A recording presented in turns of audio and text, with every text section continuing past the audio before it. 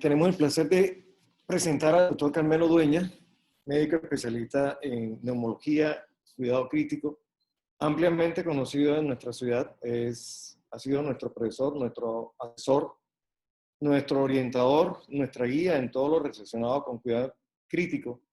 Pero además de ser un amigo personal, es la persona que desde el bachillerato he conocido que mejor transmite los conocimientos. Es un placer contar con él, con la orientación, es de toda la credibilidad. Carmelo, bienvenido. Muchas gracias, doctor Zurita. Muchas gracias a todo el comité organizador. Es un honor para mí estar con cirujanos y excelentes las dos conferencias del doctor Pedrón y el doctor Saavedra. Y en estos próximos minutos lo que voy a tratar de compartirles es de pronto alguna disquisición un poco filosófica sobre lo que nos ha avasallado de esta nueva enfermedad. Pensemos que hace 5 meses esto no existía. Sabíamos algo de los coronavirus, pero la enfermedad no existía para nada. Y en 5 meses tenemos miles y miles de publicaciones y nos han avasallado con información que hemos aprendido algunas cosas. Y voy a detenerme en algunos aspectos puntuales del virus, fundamentalmente ese pedacito del virus que es el marco de lectura abierta, es uno de los graves problemas al cual nos enfrentamos y nos enfrentaremos con la ignorancia con la cual lo hemos tenido que abordar, con la falta de experiencia y de evidencia con la cual tenemos que vivir. Miren que comparado con ese virus, el dengue tiene 1. Este tiene 10 a la 5. Eso le permite una capacidad de cambio, de variabilidad a lo largo de un año, que es lo que nos ha llevado a aprender que todavía no sabemos si vamos a tener inmunidad, si la vacuna va a servir y muchas otras dudas que tenemos al respecto.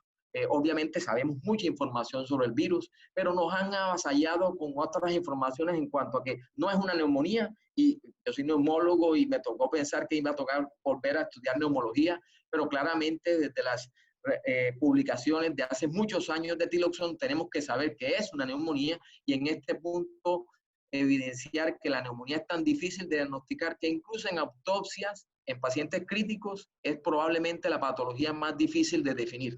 También nos dijeron que no es un SDRA y expertos mundiales nos dicen que no es un SDRA. Sin embargo, de las definiciones de hace muchos años, décadas de definiciones y la última definición, tenemos que aceptar que a pesar de que no tenemos una prueba de oro, no hay una patología que sea un gol estándar para definir el diagnóstico del SDRA, a pesar de ello, digo, tenemos que aceptar que la definición de Berlín es lo que contamos y que esa definición, ya lo sabíamos antes del COVID, es una definición que no tiene una especificidad y una sensibilidad adecuadas, que hay imitadores del SDRA que dificultan más el diagnóstico, y además sabíamos antes de la COVID que no reconocíamos la SDRA. Lo que mostramos en esta diapositiva es que en pacientes con PAFI menores de 100, 1 de cada 4 o de cada 5 de esos pacientes no lo diagnosticamos con SDRA. Recordemos que es un síndrome y como tal es una amalgama heterogénea de varias patologías, pero eso es lo que vemos allí, la patología del SDRA que estamos acostumbrados a ver hace más de 50 años, es lo que todas las publicaciones de autopsia, que no son muchas, de COVID nos han mostrado. Esto sí es un SDRA. Y nos hablaron de tormentas de citoquinas, y quiero mencionarles que desde hace más de 100 años el doctor Osler evidenció algo parecido a la tormenta de citoquinas. Esto no es nuevo, hay amplias publicaciones en los últimos 40 años que reafirman lo mismo. Y después nos comenzaron a hablar de que la ferritina y algunos aspectos teóricos y hipótesis sobre la invasión al glóbulo rojo, totalmente absurdas, pero bueno, la ferritina hace más de 50 años ya también mencionaban que se presentaba en cualquier caso de SDRA, traumas, entre otras cosas, y que era un marcador de predicción a desarrollar SDRA. Y también nos mencionaban cosas como las que ya han planteado aquí algunos de los expositores, en el sentido en que la COVID afectaba la coagulación. Eso no es nada nuevo. Muchos SDRA hace más de 40 años nos han mostrado lo mismo, y piensen que no solo los virus, un vulgar Escherichia coli, una simple bacteria, ya mostró que cuando produce SDRA, produce alteraciones de la coagulación. Y el planteamiento de anticoagular pacientes con SDRA ya tiene bastantes años, fue un manejo que se intentó hacer y no funcionó en ese momento.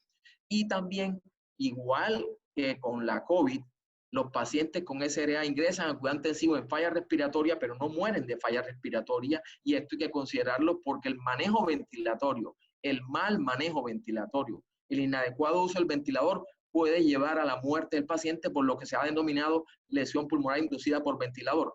Enfrentados a ese paciente, con los equipos de protección personal que el doctor Saavedra nos mostró adecuadamente, tenemos que colocarle oxígeno con el mayor cuidado, con la meta más conservadora posible, porque el oxígeno también daña el pulmón. Ya el doctor Saavedra nos comentó la generación de aerosoles, pero quiero comentarles puntos concretos que han salido referenciados recientemente. Nos decían, y lo dice todavía la Organización Mundial de la Salud, que debemos evitar la ventilación no invasiva y las cánulas de alto flujo por la capacidad de generar aerosoles. Y digo que hay dos publicaciones recientes en el ámbito de la COVID que nos muestran que la cánula de alto flujo produce una generación de aerosoles de menos de 40 centímetros. Si tenemos una buena protección, podemos hacer uso de esta herramienta de oxigenación, igual que la no invasiva. Esta otra publicación nos muestra que con la no invasiva adecuadamente usada, en el mayor escenario de uso de no invasiva, que es un IPAP de 18 centímetros de agua, la distancia de recorrido del aerosol es menor de 82 centímetros. Entonces, con un adecuado distanciamiento que mostró el doctor Saavedra, debemos tener seguridad. Pero para contrarrestar y contrapuntear lo anterior, es cierto, la COVID infecta, contagia pacientes, contagia personal de salud y mata personal de salud. Esta publicación nos muestra todos los médicos fallecidos por COVID a lo largo del mundo y nos obliga a considerar el escenario de intubación, el escenario de broncoscopia, que digamos que son los escenarios de mayor posibilidad de contagio, a que seamos juiciosos con el uso de protección personal. Y algunos puntos concretos sobre la ventilación mecánica en estos pacientes, de pronto trasciendo los linderos de esta reunión, pero quisiera comentarles en que antes de buscar las cosas nuevas, debiéramos aceptar lo que está en la evidencia. Y la evidencia es 4 de mayo del año 2000, nos mostró 861 pacientes que debemos usar ventilación protectora, bajos volúmenes. Estudios clínicos controlados como los que ven allí nos demostraron que debemos usar menos líquido en el paciente crítico, relajarlo cuando es necesario, pronarlo, como mencionaba el doctor Petrone, y miren los números necesarios a tratar para salvar una vida, y hacer remoción extracorpórea o circulación extracorpórea cuando es necesario. Insisto en que mucho de lo que ha pasado con pacientes críticos a lo largo de los últimos 50 años es que nos hemos dejado avasallar por la novedad y no hemos entendido que el manejo ventilatorio puede dar al traste con nuestros pacientes. Y ahora nos venden la idea de que el SRA de la COVID es un SRA diferente y entonces es el SRA de COVID, pero la patología, como insisto, es la misma y nos dicen que hay fenotipos A y B ejemplificados radiológicamente que uno podría considerarlos y que nos llevarían a evaluar el manejo ventilatorio de acuerdo a la intensividad. Pero quiero devolverme, este es el planteamiento del doctor Luciano Gattinoni en cuanto a los dos fenotipos, pero digo que quiero devolverme a ese estudio emblemático del 4 de mayo del año 2000, que es el estudio ARMA, en el cual, como digo, más de 800 pacientes demostraron que independientemente de la intensividad pulmonar del paciente, a todo paciente ventilado debemos manejarlo con bajos volúmenes y debemos pronarlo independientemente del fenotipo lo más temprano posible. Y una advertencia, esta publicación reciente del grupo americano del Hospital General de Massachusetts, 66 pacientes, mostró que ellos no encontraron esas variaciones de extensibilidad que mostraba el doctor Gattinoni. Alguien puede cuestionar esta publicación, pero son 66 pacientes y mostró que no hay esa variación de fenotipos. Y enfrentados al caos, a la catástrofe a la cual se ha enfrentado el mundo entero y nos enfrentamos ahora en Cartagena, quiero decirles que hoy no tenemos cama, el hospital donde trabajo ha tenido que expandir 2 pisos más y nos faltan ventiladores. Probablemente en el transcurso de las próximas 2 semanas vamos a tener un serio problema con el uso de ventiladores y el caos ese nos obliga a considerar tantas herramientas farmacológicas que no tienen evidencia, que no tienen mayor sustento, que han mostrado tener bastantes riesgos y que debieran hacernos cuestionar de si estamos haciendo una buena práctica. Y me devuelvo a la publicación del estudio ARMA que mostró que cuando ventilamos pacientes generamos tal inflamación en el endotelio pulmonar que producimos liberación de citoquinas como la interleuquina 6, que es la más catastrófica, y que cuando hacemos las cosas bien y empleamos bajos volúmenes, la interleuquina 6 se disminuye y eso se asoció con menor mortalidad y menor falla orgánica múltiple. Hace 20 años lo dijeron. Y estas dos diapositivas lo que nos muestran es el caos de los ventiladores en que hemos confinado a todo el mundo entero tratando de conseguir tiempo para comprar ventiladores y después nos dicen, lo han dicho los chinos y lo han dicho los europeos también, que entre el 50 y el 96% de los pacientes sometidos a ventilación mecánica han fallecido en esa experiencia y eso obliga a devolvernos a considerar cómo manejar los pacientes en el ventilador y a tratar de primero que todo no hacer daño con nuestros pacientes, evitar hacer daño con esos pacientes y ante eso la Asociación Colombiana de Medicina Crítica y Cuidado Intensivo ha desarrollado una campaña de educación, ya tenemos una página web en la página de la AMSI, en la cual hemos capacitado más de 1,000 personas y estamos ya con una línea de asistencia 24 horas los 7 días de la semana atendida por más de 100 especialistas para apoyar a ese recurso humano. Y estamos enfrentados a una enfermedad que no tiene prueba de oro. Esta publicación de hace unos pocos días nos muestra que la RT-PCR, la cruda realidad, es que tiene serias limitaciones en sensibilidad y especificidad, pero es la herramienta que tenemos. Y fíjense que a lo largo de los días tiene una gran cantidad de variación que ha sido establecida hasta en el 40% de falsos negativos. Y la probabilidad pretest de equivocarnos con esta prueba diagnóstica es alta si la hacemos en el momento inadecuado. Y por eso hay que seguirnos las guías del consenso y las guías del ministerio que nos obliga, y quiero hacer énfasis en esta parte que es lo que nos atañe a nosotros, personal de salud que tiene algún contacto estrecho sin protección personal debe ser aislado 14 días. Eso es lo que dice el lineamiento del ministerio. Y si es sintomático o asintomático, es necesario hacerle una RT-PCR. Pero fíjense, la gran diferencia es que a la izquierda de la pantalla ustedes ven que cuando el paciente es sintomático hay que hacerle la RT-PCR inmediatamente. Pero cuando el paciente es asintomático, el punto para hacer esa prueba es a los 7 días, que es el momento en el cual va a hacerse más positiva. Y eso debiera orientarnos al seguimiento nuestro como personal de salud que estamos sujetos a esa posibilidad. Lo que les planteo aquí es una construcción que hemos hecho con un infectólogo compañero mío en el cual colocamos la presentación de casos desde el comienzo de la pandemia en nuestra ciudad y las estrategias de confinamiento que desarrolló el Estado colombiano y la Alcaldía de Cartagena. Todas esas herramientas de confinamiento que se hicieron, y esta es una publicación que está en preprint, que hicimos para predecir el número de pacientes infectados y la posibilidad de pacientes que se iban a necesitar manejarse en cuidado intensivo y el número de ventiladores necesarios. Digo todo esto, imagínense lo que se ha hecho para lograr enfrentarnos a una enfermedad. Miren lo que han tenido que hacer ustedes. En mi ciudad, en Cartagena, han tenido que desaparecer en el sitio de trabajo, no se opera electivamente hace rato. Y aún así tenemos 30% de camas ocupadas en cuidado intensivo por pacientes no COVID. Y somos una institución casi que exclusivamente COVID en este momento. Pero quiero finalizar con una disquisición probablemente filosófica. Las enfermedades no transmisibles, miren el número de millones de personas que afectan, el número de muertes que producen y miren las opciones de intervención no farmacológica que hay.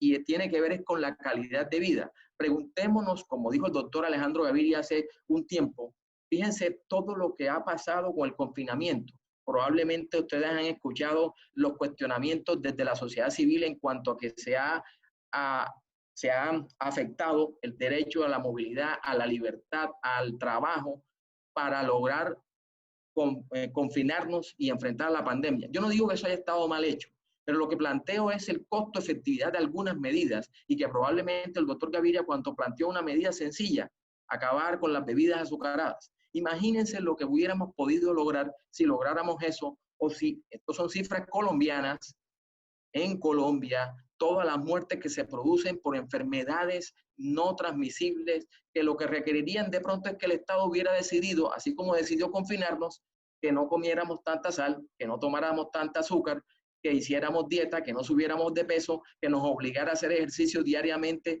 en forma adecuada, que redujéramos el consumo de alcohol y que no fumáramos. Si nos hubieran obligado a eso, muy seguramente el impacto costo efectivo de estas medidas sería muchísimo mayor que la efectividad de las medidas que hemos tenido que tener en este punto. Y quiero insistir en que estoy de acuerdo con esas medidas, pero creo que este COVID-19 nos debe enseñar a que debemos volver a los principios iniciales éticos en medicina. No hacer daño, la autonomía, la beneficencia, la justicia, mientras construimos la evidencia y construimos la experiencia que estamos teniendo. Muchas gracias. Muchísimas gracias, doctor Dueñas. No se equivocó ni un milímetro el doctor Zurita en su presentación sobre la capacidad de transmitir, muy buena y además muy importante las reflexiones que ha hecho en torno a buena parte de la información que tenemos. Los temas han sido muy amplios, pero simplemente estamos breves de tiempo. Quería preguntarle un poco usted qué piensa en concreto en Cartagena. Pues vemos eso que ustedes nos han mencionado, digamos que al resto del país a veces nos sorprende un poco porque no estamos tan enterados, pero cada vez vemos más cercanas esas noticias del aumento del número de casos, de llegar al límite. ¿Cómo ve usted esa capacidad de expansión? ¿Qué recomendaría para Cartagena, digamos, respecto a esto? Hace más de 2 meses planteé que a la persona que en Cartagena más le convenía que expandiera en cuidado intensivo camas y ventiladores era a mí, como intensivista, como neumólogo y como trabajador, pero que pensaba que ese no era la medida más coste efectiva. Y sigo pensando lo mismo, lo que pasa es que ya no tenemos mucho tiempo para las otras. Si nos hubiéramos enfrascado en las medidas de hacer una buena manejo de detección, y eso está inventado ya, los coreanos, los alemanes lo inventaron ya, detección adecuada, confinamiento adecuado, confinamiento localizado y sectorizado, y hacer educación a nuestra comunidad. El problema de Cartagena es un problema social. Más del 70% de la población vive del día a día. No es fácil confinar a una persona que puede de pronto aguantarse hoy y quedarse sin comida, pero mañana tiene que salir a buscar alimento, porque a él le están vendiendo un virus que no sabe dónde está, que no lo ve, que no existía, y lo que está viviendo es que no tiene comida para él y su familia. Eso es muy complejo.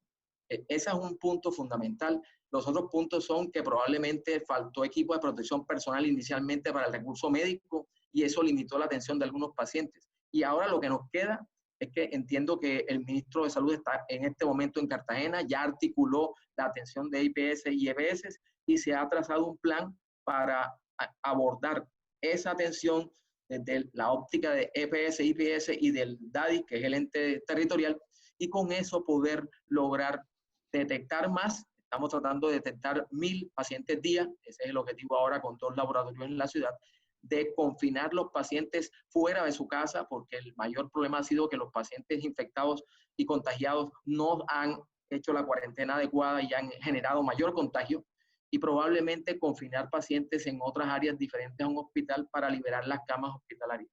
Sobre la expansión, hemos pedido 300 ventiladores para la ciudad. Estamos esperando la llegada de esos ventiladores porque pensamos que de los 230 que tenemos vamos a necesitar más de 400. Bueno, muchísimas gracias, doctor Dueñas.